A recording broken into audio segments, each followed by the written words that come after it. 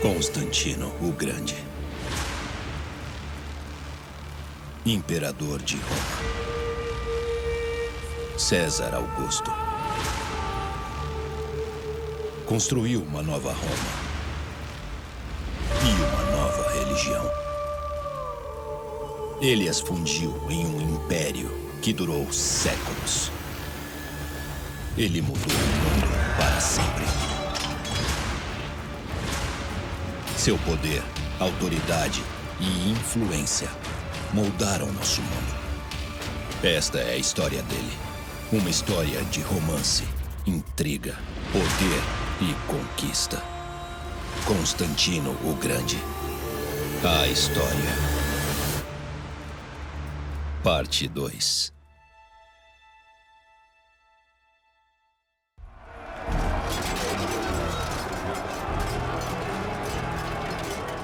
O mundo o conhece como Constantino, o grande conquistador que conseguiu unir o Império Romano e o homem que transformou completamente a religião de Roma. Ele foi o homem que impulsionou uma obscura condição judaica para a religião global que hoje conhecemos como cristianismo. Mas o que muita gente não sabe é como esse homem incrível começou e como as raízes dele moldaram seu pensamento e depois o pensamento do mundo todo. Ele era filho de uma camponesa que teve que provar a um grupo de soldados que o pai de seu filho era o governador da província romana da Dalmácia, um homem poderoso e influente chamado Flávio Constâncio. Mas quando isso aconteceu, quando ela apresentou provas indiscutíveis de que o governador romano era o pai de seu filho, deu-se início a uma cadeia de acontecimentos que abalaram todo o planeta e mudaram o curso da história. Constâncio cresceu e virou imperador de Roma, e sua vida estava destinada a se cruzar com a de outro grande líder mundial, Jesus Cristo. Nós já vimos que as semelhanças entre os primeiros anos de vida de Constantino e de Jesus eram surpreendentes. Os dois nasceram sob uma nuvem de ilegitimidade numa parte remota do império. Ninguém poderia ter imaginado os seus destinos, mas eles estabeleceriam impérios e governariam o mundo de maneiras diferentes. E quando esses impérios colidiram, os resultados foram incríveis. O impacto determinou os moldes da nossa civilização. Mas teve uma reviravolta estranha nesse choque de impérios. Tinha muita coisa por trás. Na verdade, foi um dos maiores segredos da história. Fiquem conosco para saber tudo sobre isso.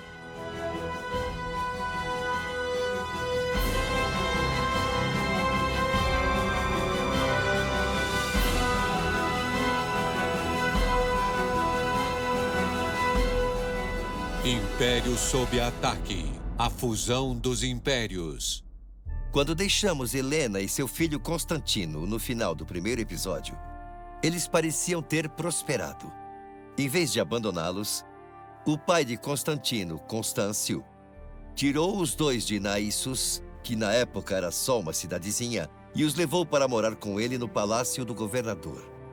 Constâncio até se casou com Helena, e tanto ela quanto o filho foram educados em todas as áreas da culta civilização romana. O que poderia dar errado? O imperador da época era Diocleciano. Ele virou imperador por causa de circunstâncias bastante obscuras, e muitos historiadores suspeitam que ele tenha assassinado o imperador anterior. Quando Diocleciano assumiu as rédeas do poder, rapidamente descobriu que administrar um império enorme que se estendia da Inglaterra ao norte da África e da Espanha aos confins do Oriente Médio, sem a tecnologia que hoje consideramos natural, era um trabalho enorme. Ele precisava de pessoas em quem pudesse confiar para ajudá-lo a administrar o império. É por isso que em 283 d.C., o imperador Diocleciano dividiu o império em duas seções, um império oriental e um império ocidental. Depois dividiu a responsabilidade de administração entre 4 homens. Em cada lado do império havia um Augusto, um imperador maior, e também um César, um Augusto iniciante. E aí aconteceu. Diocleciano nomeou Constâncio governador da Dalmácia, como imperador iniciante do Império Romano Ocidental, com o título de César. Isso teve consequências para Constantino e sua mãe. Acontece que Constâncio tinha ambições de chegar ao topo, e ele decidiu se livrar de Helena. Ele a via como abaixo do padrão.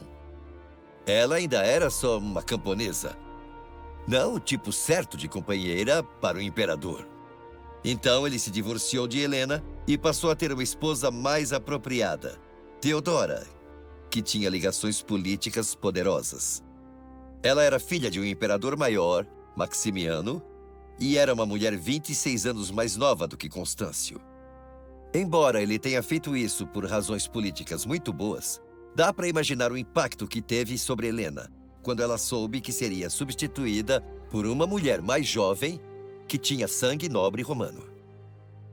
Muitos historiadores acreditam que foi nesse momento que Helena buscou conforto fora das tradições de Roma e abraçou a fé cristã.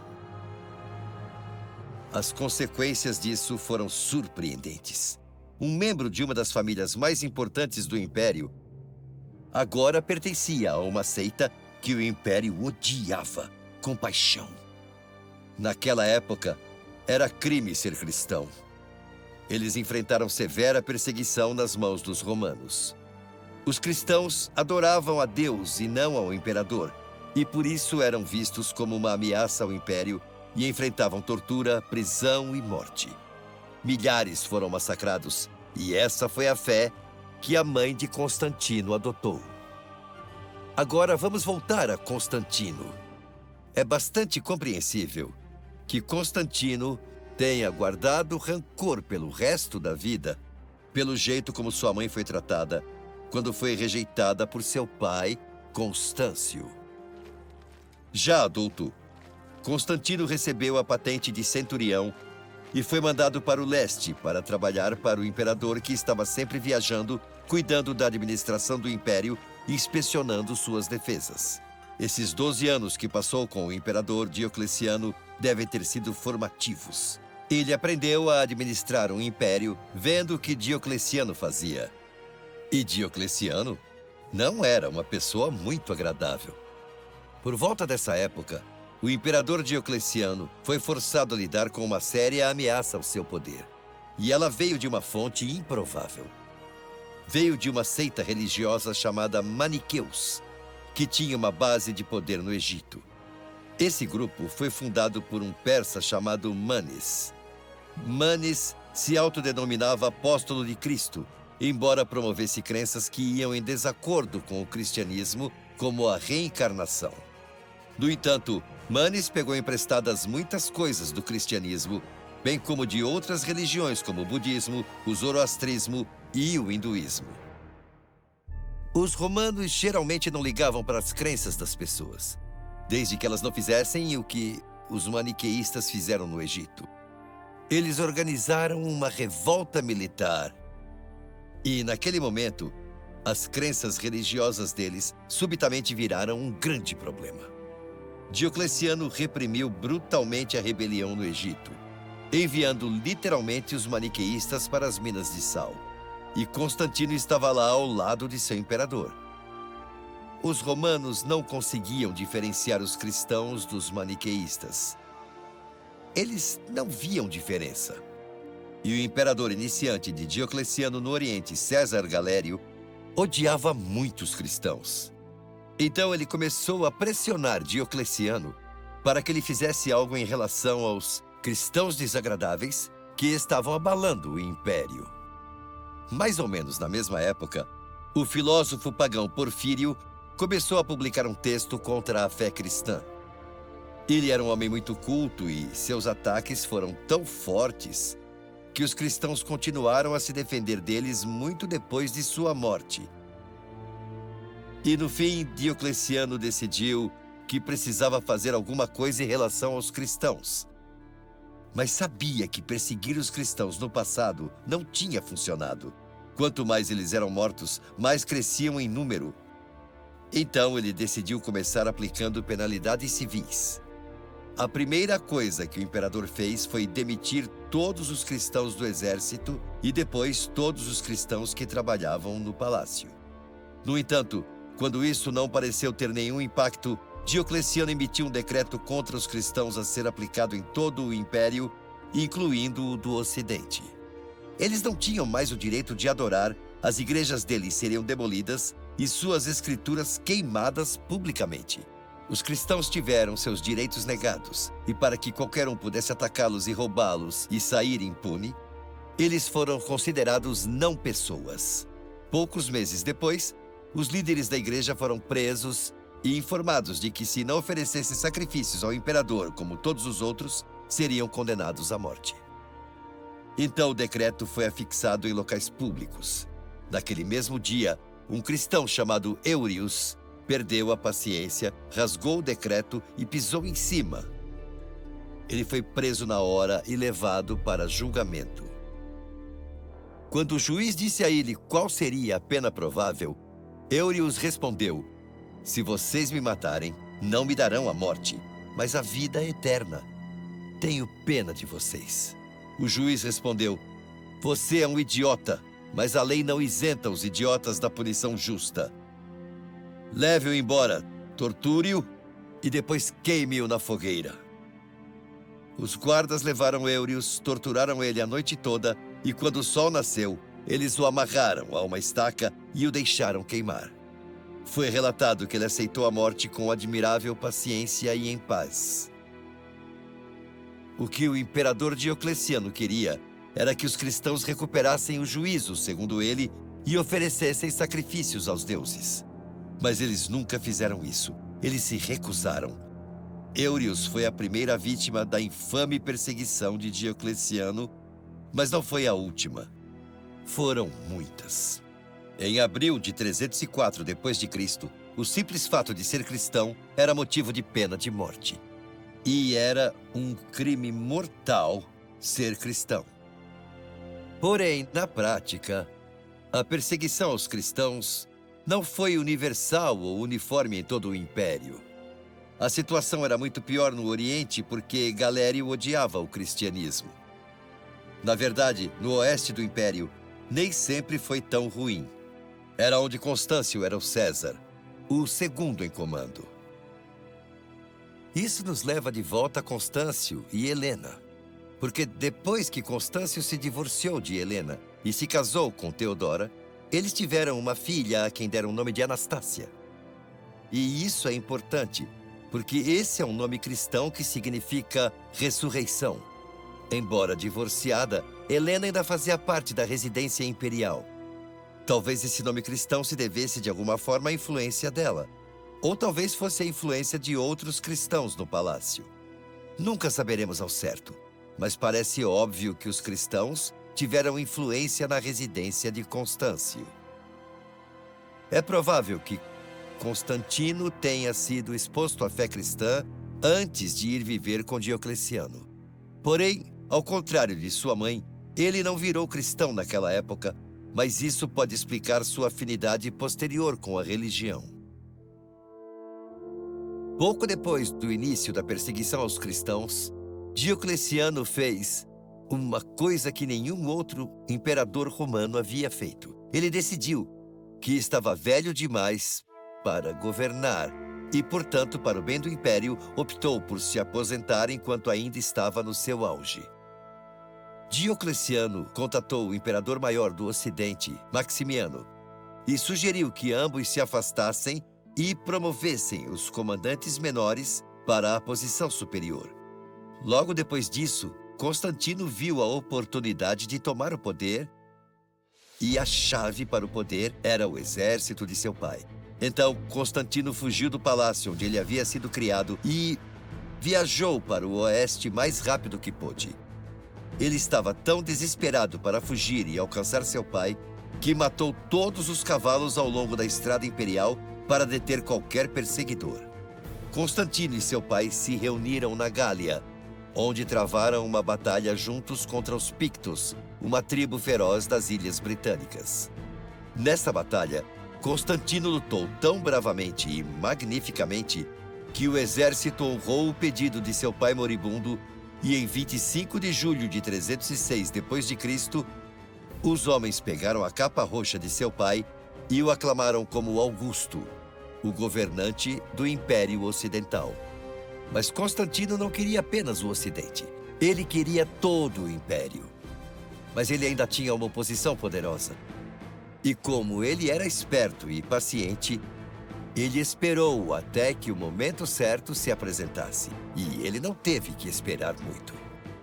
Magêncio era filho do aposentado Augusto Ocidental Maximiano. E ele achava que deveria governar o Império. Por isso, convenceu a cidade de Roma a se rebelar contra Constantino. Na época, Constantino ainda era um pagão que sacrificava a Apolo antes de cada batalha. E a influência cristã na casa dele continuou aumentando. Não só a mãe, mas também a madrasta dele, Teodora, também se converteu e até mantinha um ministro cristão dentro da própria casa. Então Constantino iniciou sua longa marcha em direção a Roma e seu encontro com o destino, abrindo caminho contra as forças de Magêncio. Constantino não foi só um grande líder. Ele também foi um guerreiro inspirador que liderou a frente de batalha.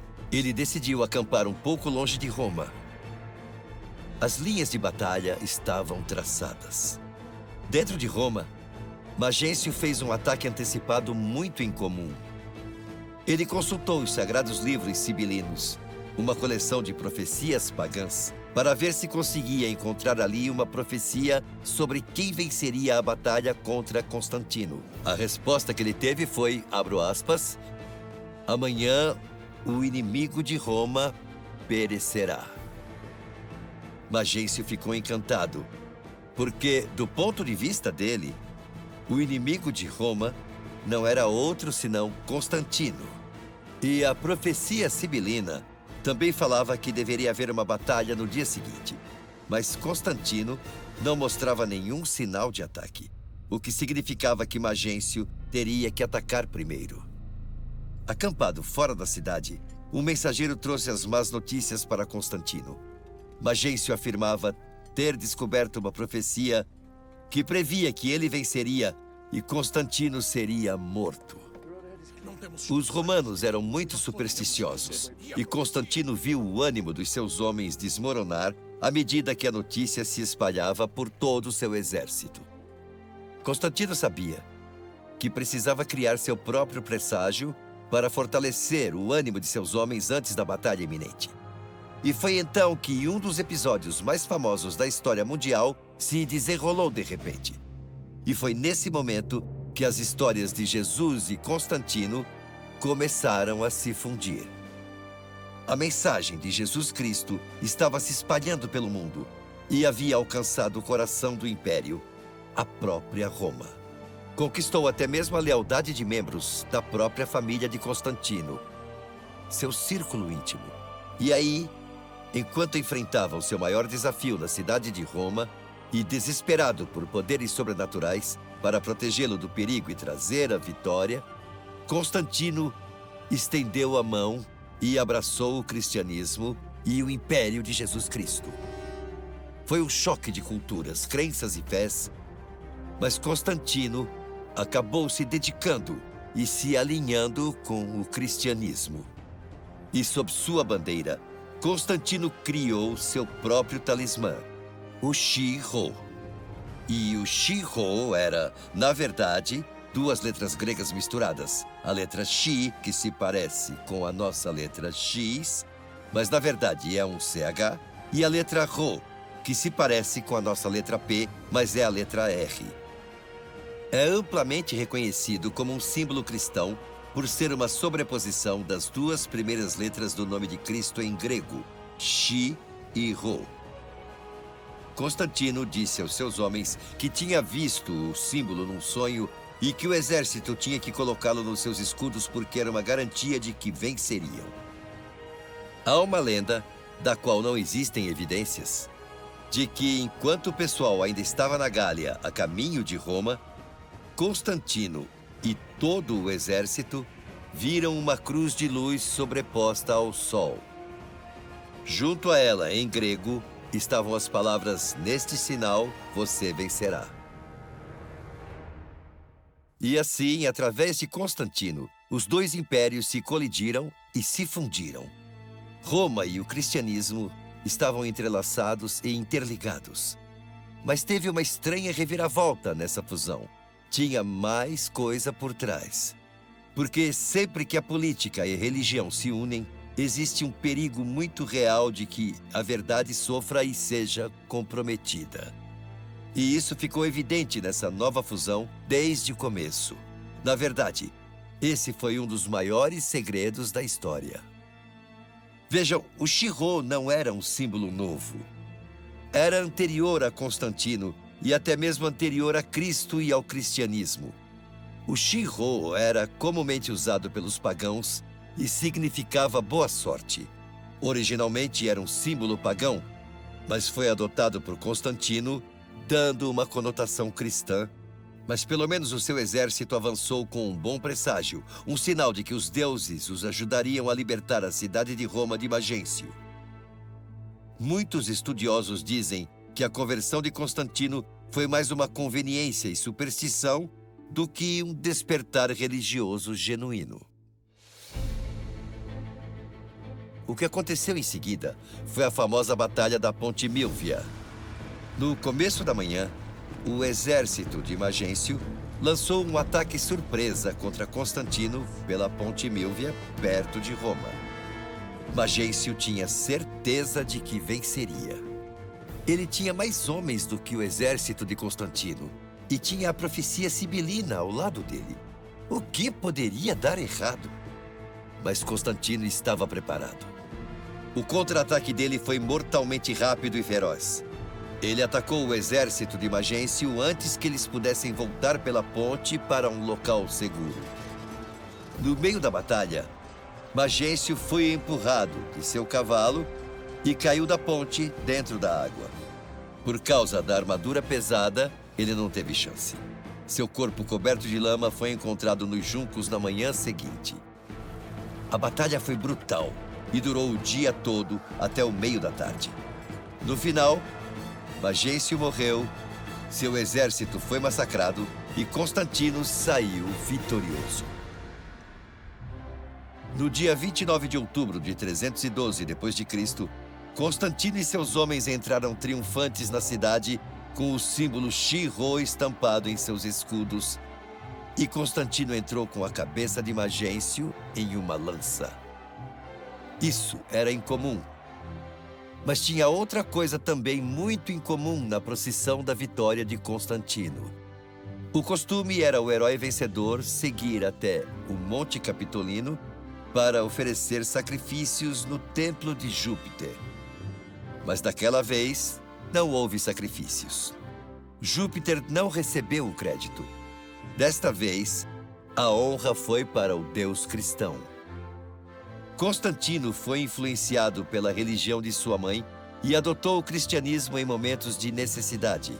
Os dois impérios sempre estiveram em guerra, mas haviam se fundido de uma forma muito diferente. A religião e a política haviam se unido de um jeito nunca visto antes e com consequências muito importantes. Daquele momento em diante, nada no mundo ocidental voltaria a ser como antes. O cristianismo havia sobrevivido à perseguição do império, mas poderia agora sobreviver à aceitação do imperador e manter a sua autenticidade e pureza. É o desafio que todos enfrentamos quando se trata de questões de fé. Sermos genuínos e sermos fiéis. Porque o choque de impérios vai continuar. Vemos isso até os dias de hoje. E esses conflitos podem trazer apatia e tentação de comprometimento. É por isso que a Bíblia nos chama continuamente para sermos fiéis. Vejam o que diz em Apocalipse, capítulo 2, versículos 10 e 11. Nada temas, sê fiel e dar-te-ei a coroa da vida. O que vencer não receberá o dano da segunda morte.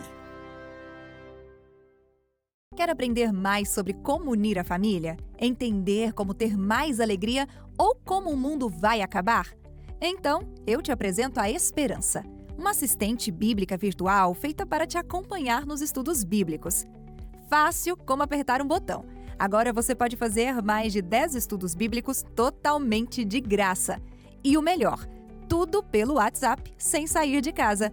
Basta enviar pelo WhatsApp a mensagem Estudo Bíblico para o número 12 98200 0062 ou entrar no site www.novotempo.com/estudo bíblico e seguir as instruções.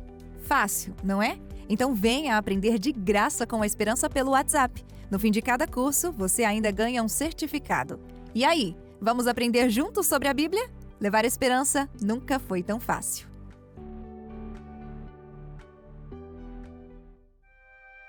Se você gostou da jornada de hoje através da história, enquanto acompanhamos o maior choque de impérios que esse mundo já viu, então não perca o nosso próximo episódio, onde veremos outra jornada desta época juntos. Até lá, vamos fazer uma oração e pedir a direção e orientação de Deus em nossas vidas. Querido Deus, agradecemos por estares presente quando houve o choque de impérios e quando enfrentamos problemas. Nos ajuda a sermos as pessoas fiéis que o Senhor quer que sejamos. Reconhecemos que o Senhor é mais forte do que todo o mal do mundo que quer nos prejudicar e nos enganar. Dá-nos sabedoria para discernir o que está acontecendo em nosso mundo hoje e nos ensina a confiar em Ti para que possamos ser vencedores e para recebermos a coroa da vida no final. Em nome do Senhor Jesus. Amém.